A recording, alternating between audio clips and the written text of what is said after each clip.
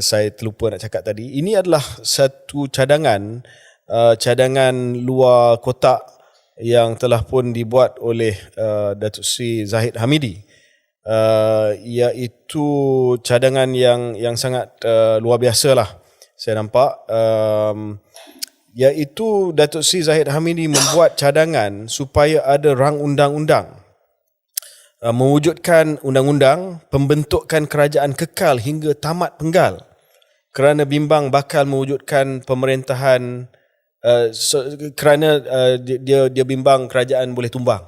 So Zahid Hamidi dia nak pastikan bahawa dalam keadaan strategic ambiguity ni dia terus menyokong Anwar PMX secara hebat dan dahsyat.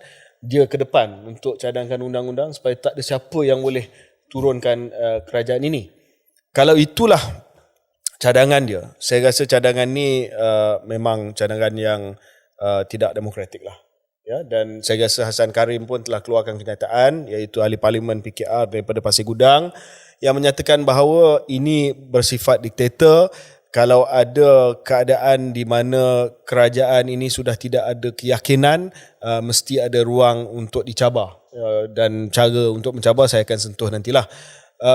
Jika cadangan daripada Datuk Seri Zahid ini adalah cadangan seperti mana apa yang berlaku di United Kingdom satu ketika dahulu, mungkin kita boleh bincang perkara itu, Syaril. Dan mungkin Syaril tahu yang saya maksudkan ini adalah Fixed Term Parliament Act 2011 yang dibuat di United Kingdom, Cameron, di bawah Cameron. Dan saya nak ceritakan sikit apa yang dibuat oleh David Cameron. Selama ini di United Kingdom, dia macam Malaysia jugalah. Dalam tempoh 5 tahun itu, Perdana Menteri boleh minta supaya parlimen dibubarkan dan diadakan pilihan raya bila-bila waktu. Ya, dan bila dia dapat perkenan daripada Yang di-Pertuan Agong. So dia bagi kuasa kepada Perdana Menteri and the element of surprise lah.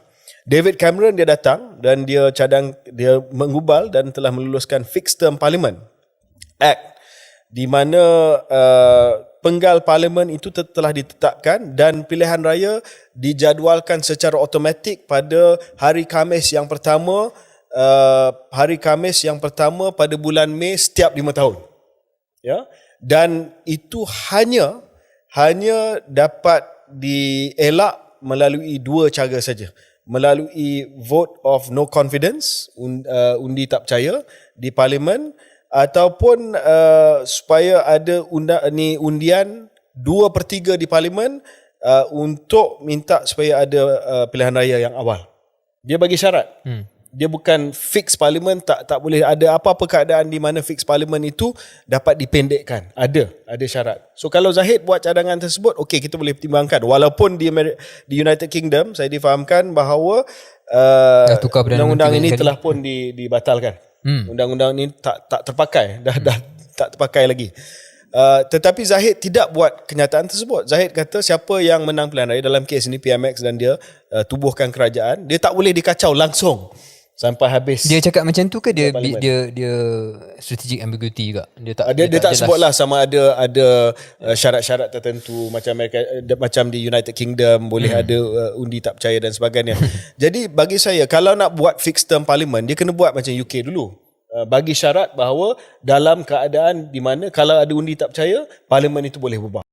Ya, KJ, saya rasa bahawa kita pun tak pasti apa sebenarnya perincian cadangan Datuk Seri Zahid ni. Kita tahu mungkin caturan politiknya adalah untuk menjadi orang terkehadapan mempertahankan PMX. So that one is clear. 100%. But how tu is just maybe spark lah isu ni soal memberikan satu lagi buffer ataupun keselesaan.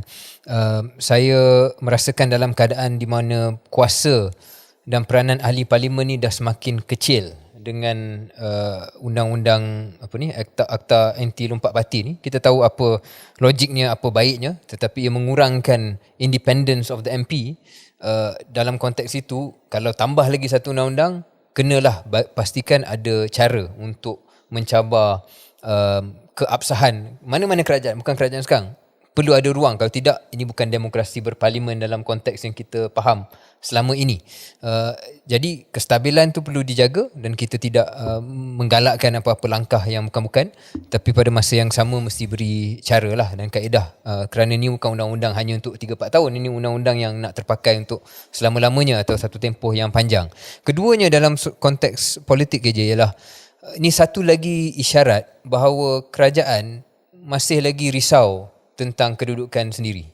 Dan ironinya adalah apabila sentiasa bercakap tentang perkara ini, dan saya menulis satu artikel dalam South China Morning Post yang baru diterbitkan berkenaan dengan langkah Dubai yang kita bincang dalam episod yang lepas. Letak dalam show notes Saya mengatakan bahawa benda ni macam kita sebut dalam episod lalu tak berlaku.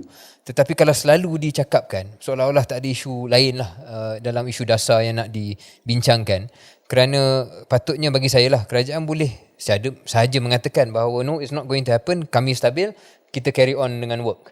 Tapi bila meletakkan komen-komen sebegini, seolah-olah mengesahkan bahawa ada ketidakstabilan. Jadi di situ terpulanglah pada kepimpinan kerajaan untuk memberikan cara terbaik untuk communicate isu ini. Kalau mereka nak buat fixed term parliament macam United Kingdom, dan saya rasa selepas Zahid buat kenyataan ni, ada kenyataan yang menyokong Zahid yang juga memberi penjelasan yang dikeluarkan oleh Datuk Azalina, Menteri Undang-Undang dan Parlimen. Dia telah pun merujuk Akta Parlimen Berpenggal Tetap. Jadi dia sophisticated sikit daripada Zahid. Dia kata fixed term parliament lah.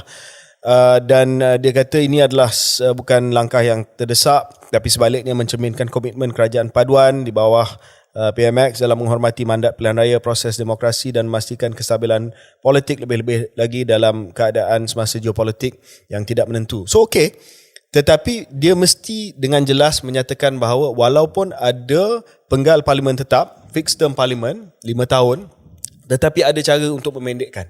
Dan dia mesti dijelaskan bahawa satu usul undi tak percaya boleh dibawa ke parlimen yang boleh memendekkan tempoh sebuah kerajaan. Kalau dia kata dia fixed term parlimen, tak ada apa yang boleh mengubah keadaan dan kerajaan itulah yang akan berkekalan sehingga apa yang berlaku, saya rasa itu not democratic lah. Not democratic, dan saya harap dia mirip zaman Tun Mahathir dulu, katanya lah pernah mengatakan bahawa apa saja you tak suka, tapi orang dah pilih saya 5 tahun, I can do whatever I want. Ya, tetapi dalam keadaan tersebut dia tak adalah sampai nak legislate supaya ada fixed term parlimen 5 tahun. Tapi last thing, Syaril, sebagai seorang bekas ahli parlimen, kalau ini berlaku dan kalau tak berlaku Akta Parlimen ataupun rang undang-undang penggal tetap fixed term parlimen, kita kena pastikan bahawa usaha untuk membawa usul undi tak percaya kepada seorang Perdana Menteri, dan ini bukan personal terhadap PMX, ini mana-mana Perdana Menteri, termasuklah kalau sekiranya Syaril jadi Perdana Menteri satu hari nanti dan saya nak bawa usul undi tak percaya, adalah sesuatu yang mudah. Ya, sebab sekarang ini kita tahu, sebagai ahli parlimen kita tahu, bekas ahli parlimen saya pun tahu, mungkin orang ramai tak tahu, kalau itu bukan urusan kerajaan, dia susah sangat untuk dibahas ataupun dibawa ke urusan parlimen.